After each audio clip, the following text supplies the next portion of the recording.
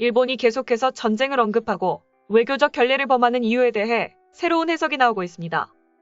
아직 잘 알려지지 않았지만 일본의 경제는 현재 붕괴되고 있는데요. 최근 일본에 있는 한 대학 교수가 이를 폭로하자 일본 정치인들이 단체로 패닉 상태에 빠졌다고 합니다. 어떤 일인지 살펴보겠습니다.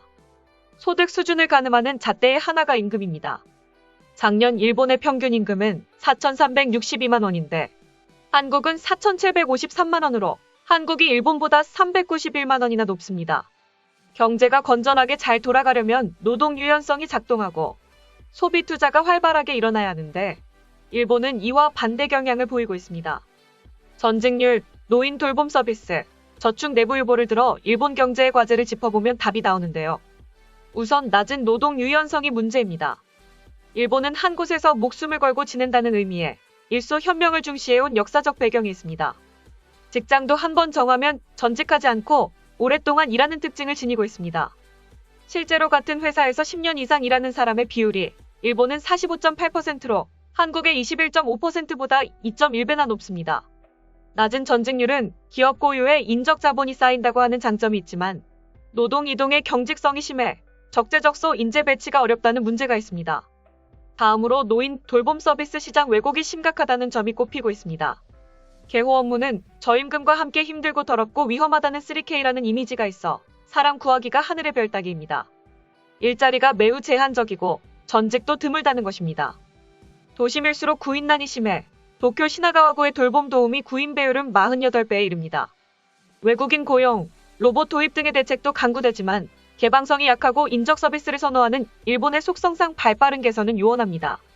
마지막으로 활발한 소비나 투자를 통한 경제 활성화보다는 많은 자금이 개인 저축 및 기업 내부 유보에 머물러 있다는 점이 큽니다. 일본 총무성 가계조사에 따르면 지난해 2인 이상 현역 세대의 평균 저축액은 1억 4,177만 원에 이릅니다. 금융자산 보유 형태를 국가별로 보면 미국은 예금 자산이 13%, 주식 투자 신탁 자산은 51%를 차지하지만 일본은 저축의 약 60%가 예금입니다. 안전자산 선호가 강하고 장래 불안 대비용 예비적 저축 동기가 높기 때문입니다. 일본 기업도 위험을 감수한 과감한 투자보다 내부 유보로 쌓아두고 있습니다. 그 규모가 국내 총생산의 90% 수준인 484조 4천억 엔에 달합니다. 일본은 디지털화에 소극적인 아날로그형 기업 경영자가 많고 디지털 인재도 부족합니다. 디지털화 낙후로 인해 노동 생산성이 낮음에도 생산성 향상을 통한 임금 상승보다는 고용 유지를 중시해왔습니다. 작년 경제활동 인구 15세에서 65세 고용률과 취업률은 일본이 77.3%로 한국의 65.3%에 비해 12%포인트나 높습니다.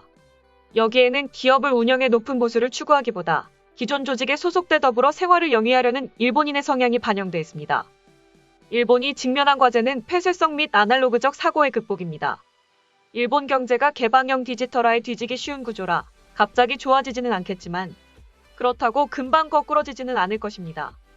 디지털을 받쳐주는 소재 부품 기계 장비나 지역 고유의 아날로그 전통 문화가 한국에 비해 잘 유지되고 있기 때문입니다.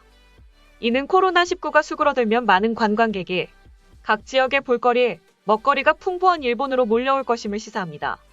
일본에 비해 지역 문화 지식 전통의 축적이 적은 우리의 과제는 디지털 기반 강화 및 그 기반에 담을 아날로그 콘텐츠의 확충입니다. 이는 요코하마 시립대의 경제학 교수가 쓴 글입니다. 일본 정부와 언론이 경제 붕괴 사실을 숨기고 있는 와중에 일본 현재의 경제 관련 문서와 함께 팩트로 일본 상황을 지적한 것입니다. 문제는 이뿐만이 아닙니다. 노동력이 너무 부족해서 외국인에게 투표권을 주겠다는 조례 제정 계획까지 등장했습니다. 일본 지방자치단체가 외국인에게 주민투표권을 부여하는 내용의 조례 제정 계획을 밝히자 29일 일본 정치권이 강하게 반발하고 있습니다. 특히 일손 부족이 심각해 외국인 노동력에 대한 의존성이 커지고 있는 상황에서 집권자민당은 이들에게 주민투표권을 주는 것에 대해 배타적인 태도를 취하고 있어 논란입니다. 무사시노시는 다양성을 인정하고 지지하는 마을 만들기를 추진하기 위해서는 같은 공동체 속에 함께 살고 있는 외국 국적의 분들도 의견을 표명할 필요가 있다면서 시에 주민등록이 있는 외국 국적분들의 투표 자격은 일본 국적분들과 마찬가지라고 배경을 설명했습니다. 조례안에 대해 시내에 거주하는 18세 이상 2,000명을 상대로 설문조사를 벌인 결과 응답자의 73.2%가 찬성 의견을 밝혔습니다. 무사시노 시는 주민투표 조례안을 최근 시의회에 제출했으며 다음 달 가결되면 2022회계 연도에 실시될 전망입니다. 조례안은 시는 성립한 주민투표 결과를 존중하는 것으로 한다고 규정하고 있으나 주민투표 결과에 법적인 구속력까지 있는 것은 아닙니다. 이 같은 조례안에 집권자민당이 반발하고 있습니다. 일본 국민들의 압도적인 극우 성향으로 먹고 사는 정당이기에 외국인 투표가 반가울 리 없는데요. 이날 요미우리 신문에 따르면 나가시마 아키이사 자민당 중의원 의원은 참정권은 국민 고유의 권리다. 주민투표 결과는 시의 정치적 결정에 큰 영향을 준다면서 전날 무사시노시에서 조례안 철회를 요구하는 가두연설을 했습니다.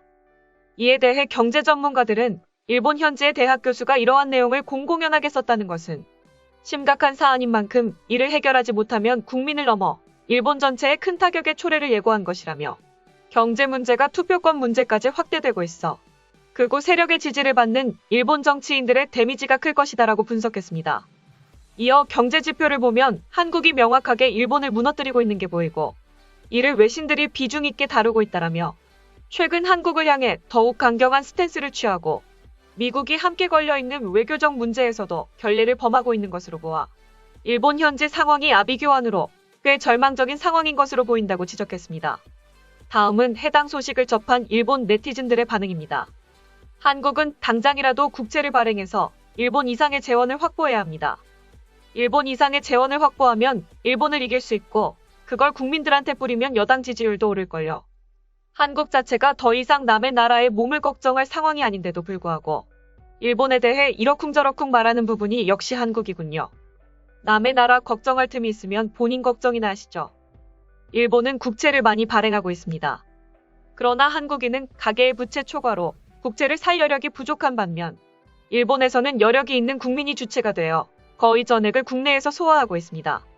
즉, 국가 재정과 가계가 부채 초과 상태인 한국에 비해 가계와 기업이 채권 초과 상태인 일본에서는 국채의 소화력이 다르다는 것입니다. 당신들의 걱정은 필요 없다는 것이죠. 한국 국채는 진짜 빚이다. 일본의 국채는 국민의 자산. 경제를 조금만 공부하면 알 수 있는 얘기. 그보다 한국은 세계에서 유일하게 GDP를 뛰어넘는 가계 빚을 진 나라가 돼버렸다. 각 가정의 융자를 성실하게 줄일 생각을 하는 것이 좋다. 그리고 레이저 조사, 강탈 문화유산을 양국 정부는 신경 써주길 바란다. 일본의 국채는 거의 일본인이 보유하고 있다. 일본의 경우는 가족 간의 대차 같은 것이지만 한국은 이와 다르게 나라가 망한다. 이를 막기 위해 돈을 빌린 정부는 빠르게 갚아야 한다. 성실하게 말이다. 그리고 요즘 의원들의 세금 사용처가 불분명한 사례가 많은데 국민들처럼 모두 영수증을 제시해야 한다. 지금까지 일본 경제에 대한 지적을 접한 일본 네티즌들의 반응이었습니다. 내용 유익하셨다면 구독과 좋아요, 알림 설정 꼭 부탁드립니다. 여러분의 작은 행동 하나가 대한민국의 국격을 높입니다. 이 세상 모든 소식을 담은 올인박스는 내일도 최선을 다하겠습니다. 감사합니다.